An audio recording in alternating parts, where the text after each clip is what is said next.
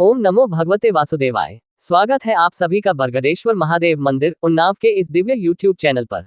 आज हम सुनने जा रहे हैं ब्रह्मपुराण का अद्भुत प्रसंग, यमलोक के मार्ग और चारों द्वारों का वर्णन। अध्याय 86। यदि आप भी ऐसे ही दिव्य पुराण प्रसंगों को सुनना चाहते हैं तो हमारे चैनल बरगदेश्वर महादेव मंदिर उन्नाव को सब्सक्राइब करें। हर दिन शाम 5 बजे हमारे चैनल पर आपको ब्रह्मपुराण कथा सुनने को मिलेगी और धीरे धीरे हम सभी 18 पुराणों की कथाएं आप तक लेकर आएंगे। अगर आपको किसी विशेष पुराण या प्रसंग से जुड़ी जानकारी चाहिए तो कमेंट में जरूर पूछें, हम आपकी जिज्ञासाओं का समाधान अवश्य करेंगे। तो आइए शुरू करते हैं दिव्य कथा। मुनि बोले, ब्राह्मण, आपके मुख से निकले हुए पुण्यधर्म में वचनामृतों से हमें तृप्ति नहीं होती, अपितु अधिकाधिक सुनने की उत्कंठा बढ़ती जाती है। मुने, आप परम बुद्धिमान हैं और प्राणियों की उत्पत्ति, लय और कर्मगति को जानते हैं, इसलिए हम आपसे और भी प्रश्न करते हैं।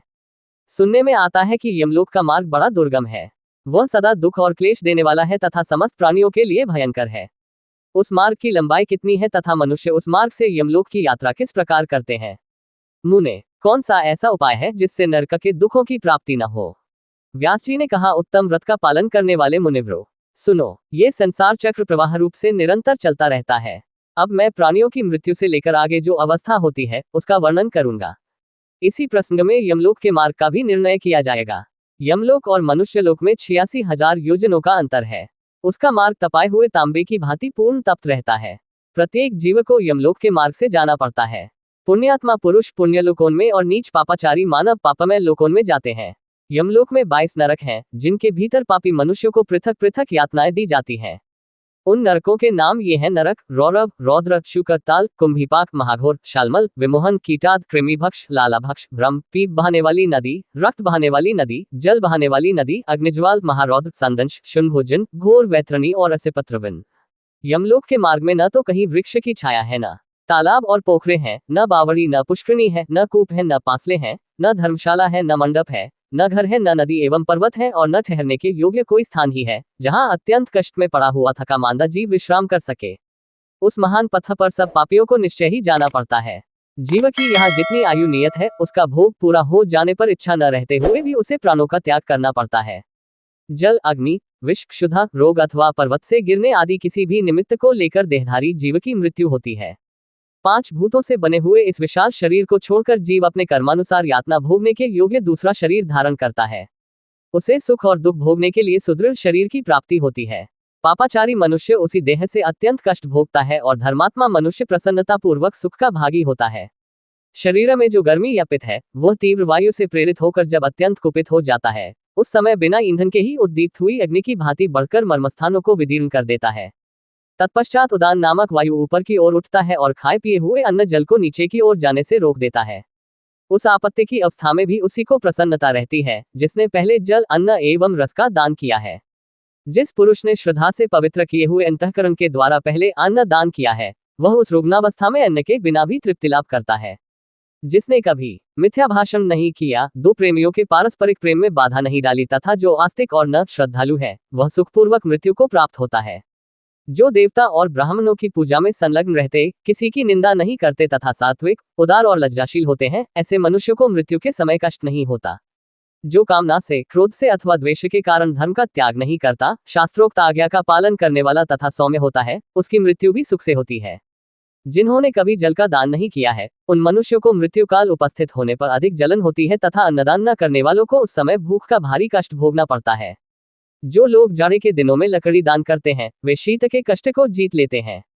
जो चंदन दान करते हैं, वे ताप पर विजय पाते हैं तथा जो किसी भी जीव को उद्वेग नहीं पहुंचाते, वे मृत्यु काल में प्राणघातिनी क्लेशमय वेदना का अनुभव नहीं करते। ज्ञानदाता पुरुष मोह पर और दीपदान करने वाले अंधकार पर विजय पाते हैं। जो झूठी गवाही देते, झूठ बोलते, अधर्म का उपदेश देते और वेदों की निंदा करते हैं, वे सब लोग मूर्छाग्रस्त होकर मृत्यु को प्राप्त होते हैं। ऐसे लोगों की मृत्यु के समय यमराज के दुष्ट दूत हाथों में हथौड़ी एवं मुगर लिए आते हैं। वे बड़े भयंकर होते हैं और उनकी देह से दुर्गंध निकलती रहती है। उन यमदूतों पर दृष्टि पड़ते ही मनुष्य कांप उठता है और भ्राता, माता तथा पुत्रों का नाम लेकर बारंबार चिल्लाने लगता है। उस समय उसकी वाणी स्पष्ट समझ में नहीं आती, एक ही शब्द, एक ही आवाज सी जान पड़ती है। भय के मारे रोगी की आंखें झूमने लगती हैं और उसका मुख सूख जाता है। उसकी सांस ऊपर को उठने लगती है। दृष्टि की शक्ति भी नष्ट हो जाती है। फिर वह अत्यंत वेदना से पीड़ित होकर उस शरीर को छोड़ देता है और वायु के सहारे चलता हुआ वैसे ही दूसरे शरीर को धारण कर लेता है, जो रूप, रंग और अवस्था में पहले शरीर के समान ही होता है। वह शरीर माता पिता के गर्भ से उत्पन्न नहीं, कर्मजनित होता है और यातना भोगने के लिए ही मिलता है, उसी से यातना भोगनी पड़ती है। तदनंतर यमराज के दूत शीघ्र ही उसे दारुण पाशों से बांध लेते हैं। मृत्यु काल आने पर जीव को बड़ी वेदना होती है, जिससे वह अत्यंत व्याकुल हो जाता है। उस समय सब भूतों से उसके शरीर का संबंध टूट जाता है। प्राणवायु कंठ तक आ जाती है और जीव शरीर से निकलते समय जोर जोर से रोता है। माता पिता, भाई, मामा, स्त्री, पुत्र, मित्र और गुरु सबसे नाता छूट जाता है।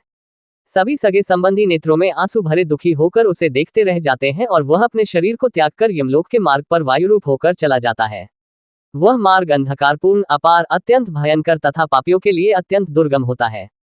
यमदूत पाशों में बांधकर उसे खींचते और मुद्ररों से पीटते हुए उस विशाल पथ पर ले जाते हैं। यमदूतों के अनेक रूप होते हैं। वे देखने में बड़े डरावने और समस्त प्राणियों को भय पहुंचाने वाले होते हैं। उनके विकराल, नासिका टेढ़ी, आंखें तीन, ठोड़ी, कपोल और मुख फैले हुए तथा ओठ लंबे होते हैं। वे अपने हाथों में विकराल एवं भयंकर आयुध लिए रहते हैं। उन आयुधों से आग की लपटें निकलती रहती हैं। पाश, सांकल और डंडे से भय पहुंचाने वाले महाबली, महाभयंकर यमकिंकर यमराज की आज्ञा से प्राणियों की आयु समाप्त होने पर उन्हें लेने के लिए आते हैं। जीव यातना भोगने के लिए अपने कर्म के अनुसार जो भी शरीर ग्रहण करता है, उसे ही यमराज के दूत यमलोक में ले जाते हैं। वे उसे कालपाश में बांधकर पैरों में बेड़ी डाल देते हैं। बेड़ी की सांकल वज्र के समान कठोर होती है। यमकिंकर क्रोध में भरकर उस बंधे हुए जीव को भली भांति पीटते हुए ले जाते हैं। वह लड़खड़ाकर गिरता है, रोता है और हाय बाप, हाय मैया, हाय पुत्र कहकर बारंबार चीखता चिल्लाता है, तो भी दूषित कर्म वाले उस पापी को वे तीखे शूलों, मुद्ररों, खड्ग और शक्ति के प्रहारों और वज्र में भयंकर दंडों से घायल करके जोर जोर से डांटते हैं। कभी कभी तो एक एक पापी को अनेक यमदूत चारों ओर से घेर कर पीटते हैं। बेचारा जीव दुख से पीड़ित हो मूर्छित होकर इधर उधर गिर पड़ता है, तथापि वे दूत उसे घसीट कर ले जाते हैं। कहीं भयभीत होते, कहीं त्रास पाते, कहीं लड़खड़ाते और कहीं दुख से करुण क्रंदन करते हुए जीवों को उस मार्ग से जाना पड़ता है। यमदूतों की फटकार पड़ने से वे उद्विग्न हो उठते हैं और भय से विह्वल हो कांपते हुए शरीर से दौड़ने लगते हैं। मार्ग पर कहीं कांटे बिछे होते हैं और कुछ दूर तक तपी हुई बालू मिलती है। जिन मनुष्यों ने दान नहीं किया है, वे उस मार्ग पर जलते हुए पैरों से चलते हैं। जीवहिंसक मनुष्य के सब और मरे हुए बकरों की लाशें पड़ी होती हैं, जिनकी जली और फटी हुई चमड़ी से मेदे और रक्त की दुर्गंध आती रहती है। वे वेदना से पीड़ित हो जोर जोर से चीखते चिल्लाते हुए यममार्ग की यात्रा करते हैं। शक्ति, विंध्यपाल, खड्ग, तोमर, बाण और तीखी नोक वाले शूलों से उनका अंग विदीर्ण कर दिया जाता है। कुत्ते, बाघ, भेड़िए और कौए उनके शरीर का मांस नोच नोच कर खाते रहते हैं। मांस खाने वाले लोग उस मार्ग पर चलते समय आरे से चीरे जाते हैं। सुअर अपनी दाढ़ों से उनके शरीर को विदीर्ण कर देते हैं। जो अपने ऊपर विश्वास करने वाले स्वामी, मित्र अथवा स्त्री की हत्या कराते हैं, वे शस्त्रों द्वारा छिन्न भिन्न और व्याकुल होकर यमलोक के मार्ग पर जाते हैं। जो निरपराध जीवों को मारते और मरवाते हैं, वे राक्षसों के ग्रास बनकर उस पथ से यात्रा करते हैं। जो पराई स्त्रियों के वस्त्र उतारते हैं, वे मरने पर नंगे करके दौड़ते हुए यमलोक में लाए जाते हैं। जो दुरात्मा पापाचारी अन्न, वस्त्र, सोने, घर और खेत का अपहरण करते हैं, उन्हें यमलोक के मार्ग पर पत्थरों, लाठियों और डंडों से मारकर जर्जर कर दिया जाता है और वे अपने अंग प्रत्यंग से प्रचुर रक्त बहाते हुए यमलोक में जाते हैं। जो नराधम नरक की परवाह न करके इस लोक में ब्राह्मण का धन हड़प लेते, उन्हें मारते और गालियां सुनाते हैं, उन्हें सूखे काठ में बांधकर उनकी आंखें फोड़ दी जाती और नाक कान काट लिए जाते हैं। फिर उनके शरीर में पीप और रक्त पोत दिए जाते हैं तथा काल के समान गीध और गीदड़ उन्हें नोच नोच कर खाने लगते हैं। इस दशा में भी क्रोध में भरे हुए भयानक यमदूत उन्हें पीटते हैं और वे चिल्लाते हुए यमलोक के पथ पर अग्रसर होते हैं। इस प्रकार वह मार्ग बड़ा ही दुर्गम और अग्नि के समान प्रज्वलित है। उसे रौरव, जीवों को रुलाने वाला, कहा गया है। वह नीची ऊंची भूमि से युक्त होने के कारण मानव मात्र के लिए अगम्य है। तपाए हुए तांबे की भांति उसका वर्ण है। वहां आग की चिनगारियां और लपटें दिखाई देती हैं। वह मार्ग कंटकों से भरा है। शक्ति और वज्र आदि आयुधों से व्याप्त है। ऐसे कष्टप्रद मार्ग पर निर्दयी यमदूत जीव को घसीटते हुए ले जाते हैं और उन्हें सब प्रकार के अस्त्र शस्त्रों से मारते रहते हैं। इस तरह पापासक्त अन्याय मनुष्य विवश होकर मार खाते हुए दुर्धर्ष यमदूतों के द्वारा यमलोक में ले जाए जाते हैं। यमराज के सेवक सभी पापियों को उस दुर्गम मार्ग में अवहेलना पूर्वक ले जाते हैं। वह अत्यंत भयंकर मार्ग जब समाप्त हो जाता है, तब यमदूत पापी जीव को तांबे और लोहे की बनी हुई भयंकर यमपुरी में प्रवेश कराते हैं। वह पुरी बहुत विशाल है, उसका विस्तार लाख योजन का है। वह चौकोर बताई जाती है। उसके 4 सुंदर दरवाजे हैं। उसकी चहारदीवारी सोने की बनी है, जो 10,000 योजन ऊंची है। यमपुरी का पूर्व द्वार बहुत ही सुंदर है। वहां फहराती हुई सैकड़ों पताकाएं उसकी शोभा बढ़ाती हैं। हीरे, नीलम, पुखराज और मोतियों से वह द्वार सजाया जाता है। वहां गंधर्वों और अप्सराओं के गीत और नृत्य होते रहते हैं। उस द्वार से देवताओं, ऋषियों, योगियों, गंधर्वों, सिद्धों, यक्षों और विद्याधरों का प्रवेश होता है। उस नगर का उत्तर द्वार घंटा, छत्र, चंवर तथा नाना प्रकार के रत्नों से अलंकृत है। वहां वीणा और वेणु की मनोहर ध्वनि गूंजती रहती है। गीत, मंगल गान तथा ऋग्वेद आदि के सुमधुर शब्द होते रहते हैं। वहां महर्षियों का समुदाय शोभा पाता है। उस द्वार से उन्हीं पुण्यात्माओं का प्रवेश होता है जो धर्मज्ञ और सत्यवादी हैं, जिन्होंने गर्मी में दूसरों को जल पिलाया और सर्दी में अग्नि का सेवन कराया है, जो थके मांदे मनुष्यों की सेवा करते और सदा प्रिय वचन बोलते हैं, जो दाता, शूर और माता पिता के भक्त हैं तथा जिन्होंने ब्राह्मणों की सेवा और अतिथियों का पूजन किया है, वे भी उत्तर द्वार से ही पुरी में प्रवेश करते हैं। यमपुरी का पश्चिम महाद्वार भांति भांति के रलों से विभूषित है। विचित्र विचित्र मणियों की वहां सीढ़ियां बनी हैं। देवता उस द्वार की शोभा बढ़ाते रहते हैं। वहां भेरी, मृदंग और शंख आदि वाद्यों की ध्वनि हुआ करती है। सिद्धों के समुदाय सदा हर्ष में भरकर उस द्वार पर मंगल गान करते हैं। जो मनुष्य भगवान शिव की भक्ति में संलग्न रहते हैं, जो सब तीर्थों में गोते लगा चुके हैं, जिन्होंने पंचाग्नि का सेवन किया है, जो किसी उत्तम तीर्थ स्थान में अथवा कालिंज पर्वत पर प्राण त्याग करते हैं और जो स्वामी, मित्र अथवा जगत का कल्याण करने के लिए एवं गौन की रक्षा के लिए मारे गए हैं, वे शूरवीर और तपस्वी पुरुष पश्चिम द्वार से यमपुरी में प्रवेश करते हैं। उस पुरी का दक्षिण द्वार अत्यंत भयानक है। वह संपूर्ण जीवों के मन में भय उपजाने वाला है। वहां निरंतर हाहाकार मचा रहता है। सदा अंधेरा छाया रहता है।